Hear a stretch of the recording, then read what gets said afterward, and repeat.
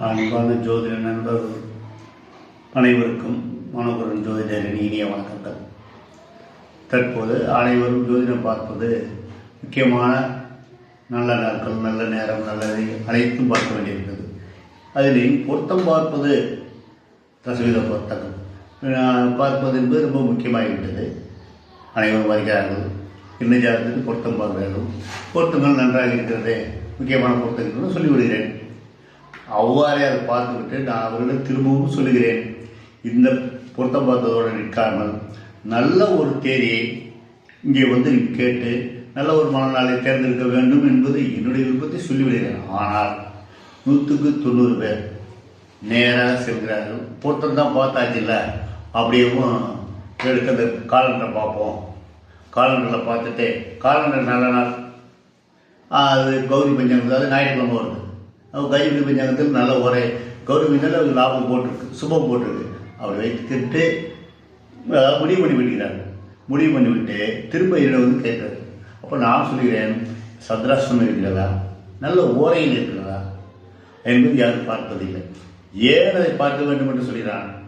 உதாரணமாக வெள்ளிக்கிழமை மூர்த்த நேரம் எப்படி என்பது 7:45 to 9 தான் வரும், என சுப ஓரையில் வரும்.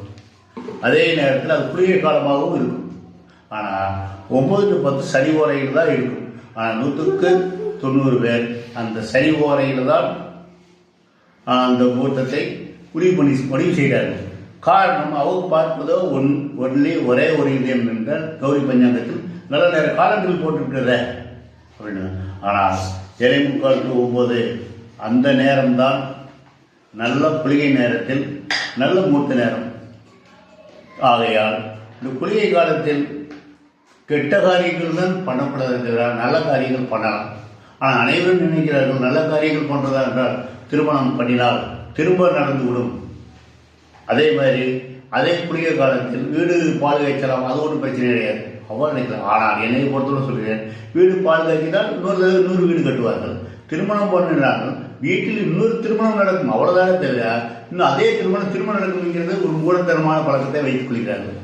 ஆகையால் என்னுடைய பணிவான வேண்டுகோள், எவ்வாறு பொருத்தம் பார்ப்பது முக்கியமோ அதை விட முக்கியம் நல்ல மூர்த்த நாள் குறித்து மக்கள் அனைவரும் சந்தோஷமாக இருக்க வேண்டும் என்பது என்னுடைய பணிவான வேண்டுகோள்.